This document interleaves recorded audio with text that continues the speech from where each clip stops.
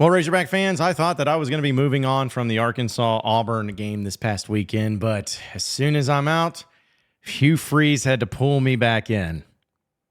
So let's talk about it on today's Locked On Razorbacks podcast.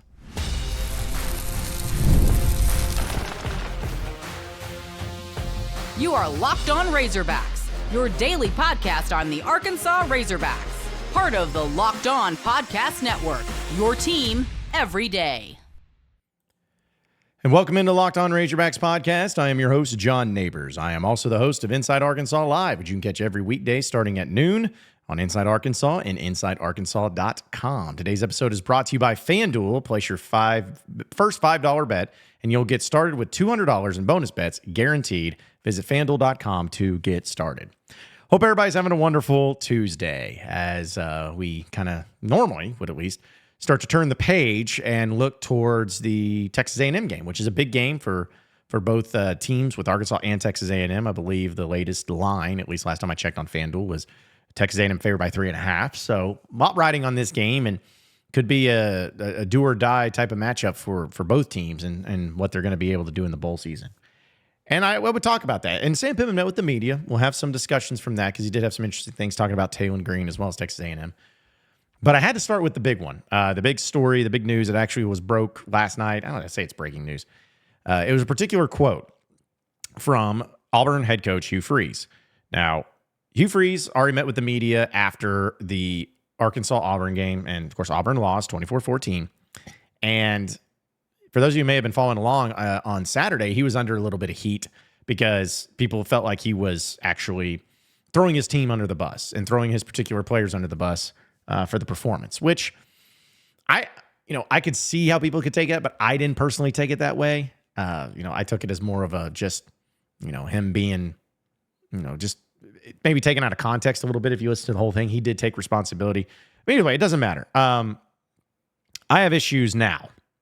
Now I have issues with him. If you haven't heard this clip, I'm going to play it for you. But Hugh Freeze did Tiger Talk, which I assume, and I'm pretty sure, it's kind of like the coach's show of the week, to the fans and everything. So you got to remember that. That's to the fans.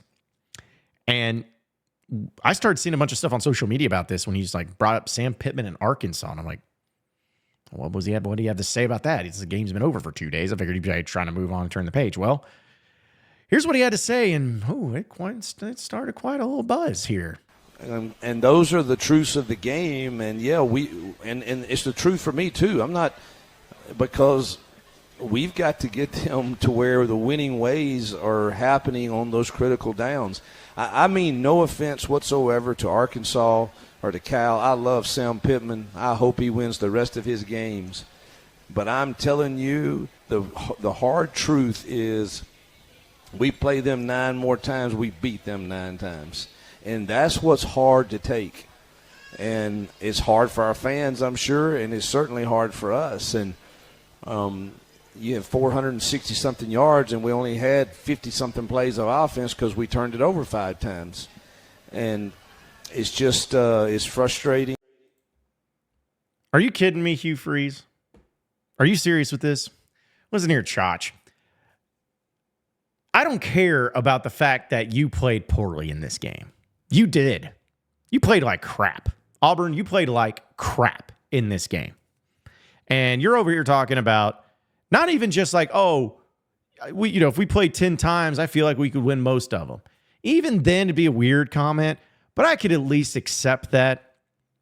But you're coming out here after your team played like crap and suggesting that if you didn't play like crap, you win that game every single time. But here's the issue that I have, and this is what really sparked and just boiled my nuggets about the whole thing. If you think that Arkansas played a great game, you think Arkansas went out there and that was their A game, and they just got all the calls and they were just killing it, and everything was just working for them, and it was the turnovers. That was it. It was the difference in the games. That Arkansas did not play well either there, Hugh. Arkansas played, honestly, their worst game of the year, if you really want to put it into perspective. They didn't necessarily run the ball as effectively as they had previously. They definitely didn't pass the ball very great. What they did do, though, is they did cause turnovers, and that was able to put them in a position for some scores. But for you to act like that this was some sort of anomaly, that this was the exception to the rule, that, oh, well, if we just didn't turn the ball over, I mean, we would have won that game. Well, if my aunt had balls, she'd be my uncle there, Hugh. You act like it's just you've been crushing every opponent this football season. And then when the Arkansas game came around, you were just, it was the worst game you had played. And Arkansas just played much better than you. And, it's just one of those games. But if we play them 9 more times, we beat them all 9 times. No, you don't. No, you don't.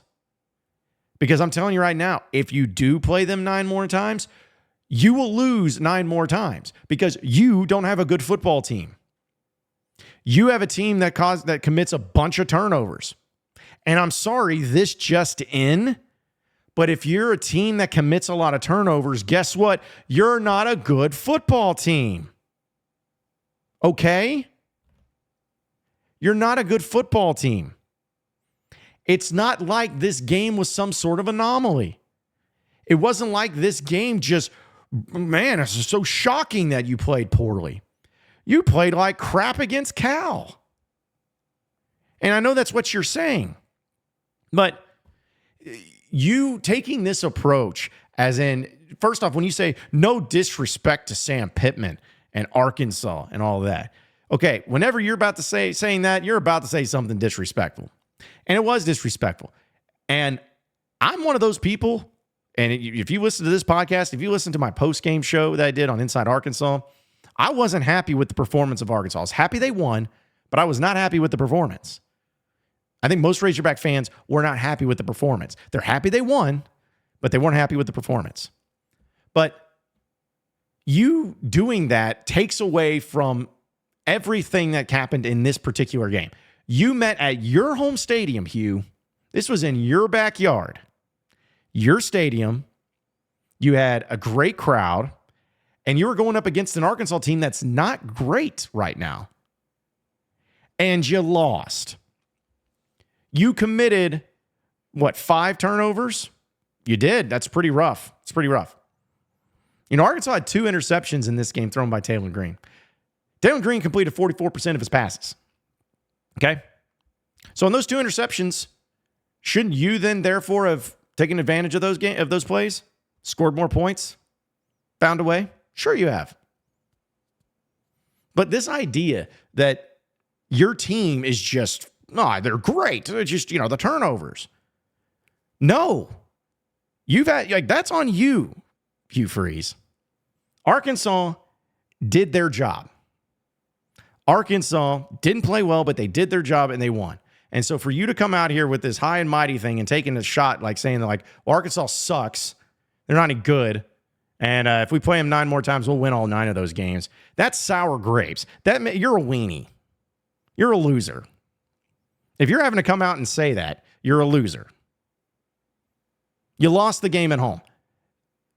It shouldn't matter about how many times you played. You lost. Plain and simple. And if you think that you should have won, what are you basing that on? What are you basing the game against Cal and the game against Arkansas? Well, you didn't play well. Okay, but whose job is that? Whose fault is that? Who gets the blame in that? You. So to act like you're just so much far superior over Arkansas is a joke. It's an absolute joke. You think Arkansas played their A game? Arkansas was without 2 of their best secondary players in this game. Okay? Their quarterback completed under 50% of his passes. Okay? He threw 2 interceptions. Okay? Arkansas missed a field goal. Okay? You did nothing to take advantage of that. You know why? Because you do not have a good football team. Turnovers or no turnovers, regardless, you do not have a good football team. So don't be taking shots at Arkansas. Don't be whining and complaining about everything. Stop your crying. Get over it. This ain't Ole Miss where you were the only one cheating your hide off and getting all these great players. This is the big boy leagues now where everybody in the SEC's got good NIL and they got good players. Start coaching better. How about that? Okay?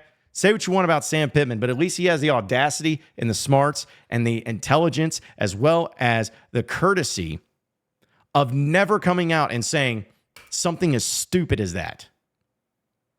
That's just, it's a loser comment. And I honestly never liked Hugh Freeze, but this guy he's a chotch. He's a pole smoker. I just don't understand why he felt the need to say that other than just because he's wanting to whine a little bit more. So anyways, I'm moving on from Hugh Freeze. I just had to get that out because it is irritating to me. It's very irritating to me when grown coaches and somebody like Hugh Freeze, it's been in the league a long time and all that, just move on, dude. Like, you had your chance even to say about this after the game had been but you waited 2 days and you go out there and you're like, yeah, well, we beat them 9 times because they're not even worth a flip. They're not any good. We beat them 9 times if we play our A game. Well, guess what? Auburn, it's going to be my last comment, I promise. If you play your A game and Arkansas plays their A game, you know who wins? Arkansas. Because they are a better team than you. Not only in reality, but they had this thing on the field where they proved it. Right? Everyone there from Missouri fans, apparently. Isn't that how it goes?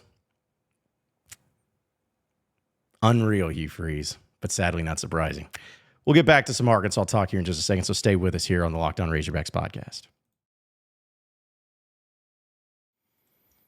All right, all you Razorback fans out there, I know that you got to get the energy, right? So you got energy right now. You're feeling good. It's the start of the week. We know that Wednesday comes around. Thursday comes around, and you start waning. You start not feeling great. You start suddenly getting real tired at the end of the week. Well, luckily for you, 5 Hour Energy is here to help you out because there is no better energy source than what 5 Hour Energy is going to give you. With 0 sugar and a convenient portable size, it's the perfect pick-me-up for getting things done, whether it's at home, whether it's at work, whether it's in the gym. It could even be watching games, watching a lot of sports. It does require a lot of energy, especially to watch the Razorbacks sometimes. 5 Hour Energy website has flavors galore like watermelon, tropical burst, grape, berry, and more. There is a flavor for everyone, so you got to try them all. On the site, you even have an option to build your own 12-pack or your 24-pack. You get to choose the flavors and it's delivered right to your door. So if you go to 5hourenergy.com, that's the number 5hourenergy.com, and get some 5 Hour Energy product today, you can use my promo code LOCKEDONCFB to receive 20% off your next order. This offer is only available until September 30th on one order and cannot be used with any other promotions. This code is not good on subscription orders. Just head over to 5hourenergy.com. All right, so moving on into the next segment of the Locked On Razorbacks podcast. So getting back to Arkansas, Sam Pittman met with the media yesterday and was discussing a few things about Arkansas and the improvement. And he had some really interesting things to say because let's be honest, as we talked about in the last segment and even in yesterday's podcast about Taylen Green, it's been a problem. His inaccuracy has been an issue. Throwing interceptions, not being clean, and not being able to find the open man and making some decisions. Like I think back to that play against Auburn, that big throw against Isaiah Satania. That was a great play by Isaiah, but it was really underthrown. But still, you'll take it all day long. Either way, Sam Pittman was brought to attention about Taylen Green and how he needs to improve. And I think he had a really interesting comment talking about not only him, but the rest of the team and his supporting cast around him. Yeah, I think we've got to be.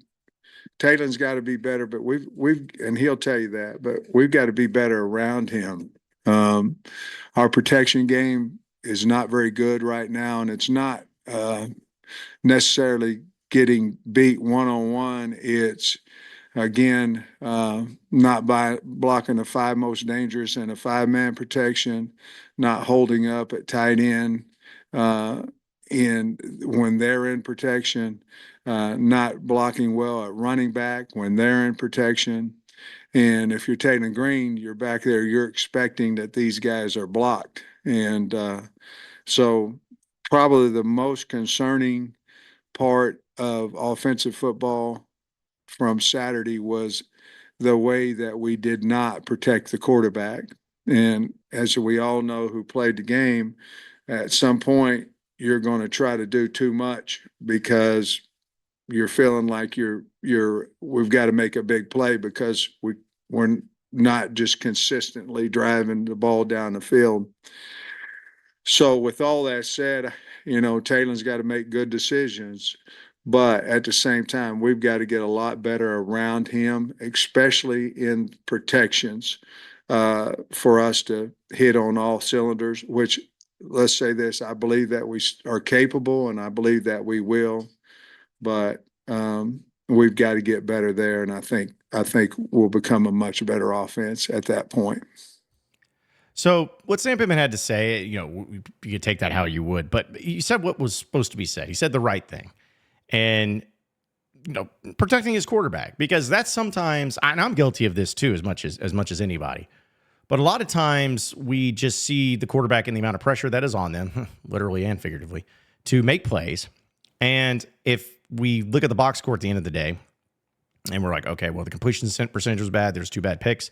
He played like crap. But then we don't really talk about anything else. It's just the quarterback that played like crap. Now, does that mean that he is completely and totally innocent of any of the mistakes? No, not at all. But does it mean that there are still a lot of moving parts to this cut? Could be something that is problematic for Taylen to make these plays? Absolutely. Absolutely. The offensive line, Sam Pittman went in there and talked about blocking for him and providing the protection. Overall, I'm like, okay, well, I think he gets enough protection. But then I went back and watched some of the highlights and some of the plays, and it's like, there were times where he had a lot of pressure on him. It's not an excuse, but it's just reality. He had pressure on him, and he's the one that needs to make those plays and make those throws. But if he's having to run, if he's having to think about it, if he's not able to go through and progress through his reads, that's when mistakes are going to get made. And and I'm not taking anything away from Sam Pittman, but I also think that this is probably something that's been relayed and discussed with him and Bobby Petrino. And I'm sure Bobby Petrino has kind of been saying that, where it's like, hey, Taylen is, it's tough for him to focus in and be able to go through his progressions when the pressure is getting back to him, which pretty much kind of sets it up to say, all right, well, if you want to have Taylen Green have a rough day, just get the pressure on him, and there you have it. But it's a catch-22 thing here with the pressure side of things. The thing about pressure is there's no guarantees. You can get quarterback hurries. You can get the quarterback to have to move out of the pocket and, maybe have to make a throw on the run. But the thing is like when you're bringing that pressure, sometimes, and in a lot of cases, that pressure doesn't exactly amount to a positive play for you, especially when you're dealing with somebody as good and as athletic as Taylen Green is with his legs. A lot of times when you're bringing in that pressure, all he's got to do is make a couple of steps with his long stride, and he'll make you pay. Sure, it'd be better to go through his progressions and be able to hit the open man for a big gain. But if you bring that and apply that pressure quickly, and you have nobody in the spy sector to kind of slow him down a little bit, he's going to make you pay. So hearing that and kind of listening to Sam Pittman about it, I think that there is some truth to that. The protection, yes, of course, has to get better. Everything you want it to improve. But is it more about that, or is it more about just Taylen Green making bad decisions? I think it can be a little bit of both. But I'm willing to provide a little bit of grace to Taylen Green, because I still believe that if you're able to do, we'll make a baseball analogy. If you're able to go out and hit a bunch of home runs, but also have a bunch of strikeouts, you're going to live with the home runs and the strikeouts together, because you're making up for your mistakes with some big plays, some big moments. And so far, Taylen Green, in my opinion, has done a pretty good job of that. It's tough to make up for interceptions, and I'm not wanting you, those don't need to ever happen. But the inaccurate throws, maybe. Okay, well, he may be inaccurate in his throws, but his ability to scramble for a first down on 3rd and long makes up for that. So I'm willing to live and die by it.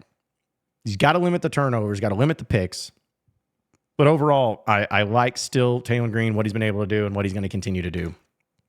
So I really liked what Sam Pittman had to say there in discussing Taylen Green. We're going to talk about A&M and in Arlington in this one, because it's kind of funny hearing from Sam Pittman about this, but we'll get to that here in a second. So stay with us here on the Locked On Razorbacks podcast.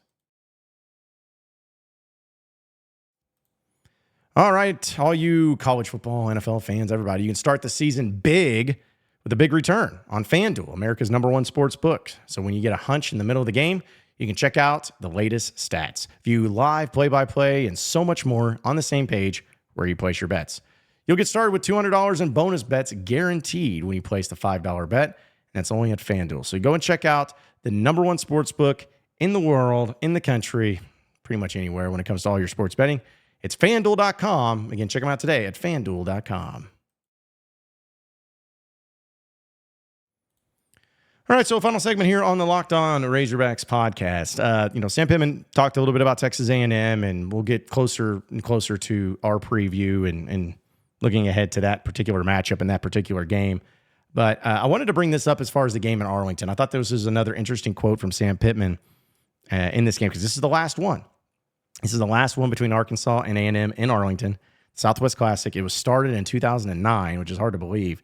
And you're finally getting into the final year. I know the SEC, when A&M joined, it kind of took out the Southwest Classic for 2 years in Arlington, and then, of course, COVID. But Sam Pittman was asked about the game in Arlington, the series, and how it didn't really go Arkansas's way a lot, and had something interesting to say. Entirety of playing down there against them. Well, I guess this is year 10, and I don't know how many we've won. How many have we won? It was a couple years ago. So obviously it hadn't been a great series for us. But there's excitement in recruiting about the game. There's excitement for the players. We have a lot of Texas kids, and going back to Dallas and playing in the stadium, and alumni, great alumni of Mr. Jones. But to be honest with you, with Little Rock and with Dallas, I mean, we're playing one game out of the first 5 at home, and Auburn's going to play 5 in a row at home. And I believe that it's really hard to get the fan base excited if they don't have an opportunity to see the Hogs, and this will give an opportunity, at least one more every other year to have a home game. And so as grateful as we are for going to Dallas, it's the last time, obviously, we'd like to win it and bring the trophy back. So Sam Pittman just goes into about the game, and I'm torn on this issue, but the more I think about it, the more I'm like, it is a pretty absurd thing when you really think about the amount of games that Arkansas has to play in the first 5 games, which is nearly half the season, mind you, in the first 5 games of the year where they play in 5 different locations. Now, to Razorback fans, it seems like it's pretty common. I mean, you had something similar last year. Arkansas played against, I believe it was Kent State, and then you had BYU.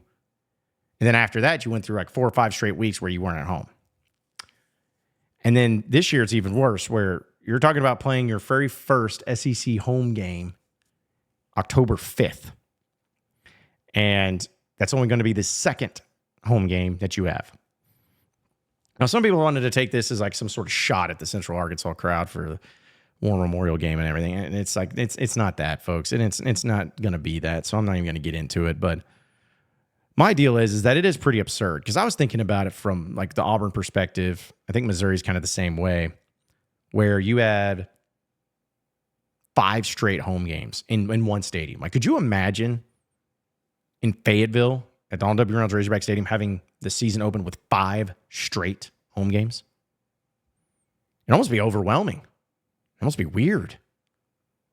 Be like, man, every Saturday we got to be in Fayetteville for a football game. It's crazy. And I kind of get it from the Sam Pittman perspective, where this game is the last one, and it's served its purpose, and that's great. But it does need to come to an end. And the absurdity of Arkansas not having more games in Fayetteville, especially in the beginning part of the year, has to end. That's why I believe next year will be this year's the last year in Arlington, but next year will be the last year in War Memorial. It's going to be. And when you do that, you're suddenly going to have those opportunities to actually have all your home games actually in your home stadium.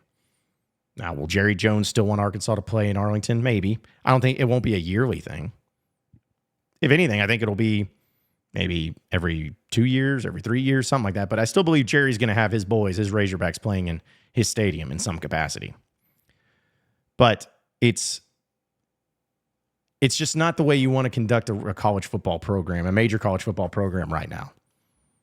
And the point that he brought up with the fans, I think, is spot on. It's really hard for the energy to get there. Because if you think about it, folks, if Arkansas had lost that game to Auburn, and say if they lost to A&M,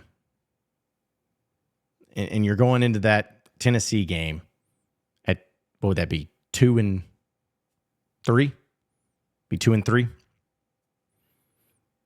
That means you didn't even get a chance to have any excitement about a game in your home stadium.